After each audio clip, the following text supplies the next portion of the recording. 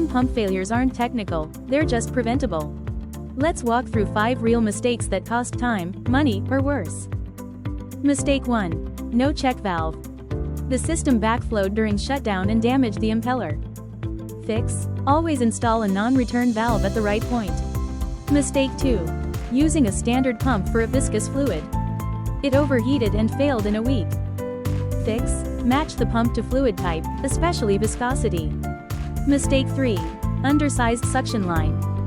Flow choked. Cavitation started. Fix: follow minimum suction pipe diameter rules, bigger is safer. Mistake 4. Skipping baseplate leveling. Pump and motor misaligned, vibration and seal failure. Fix: always level and align before startup, not after. Mistake 5. Running the pump dry, just for a moment. Seal burnt in seconds. Fix: don't take chances, use dry run sensors or interlocks. Most failures start with small decisions. We share these lessons before they become yours, at Fluidemy by Ebitt.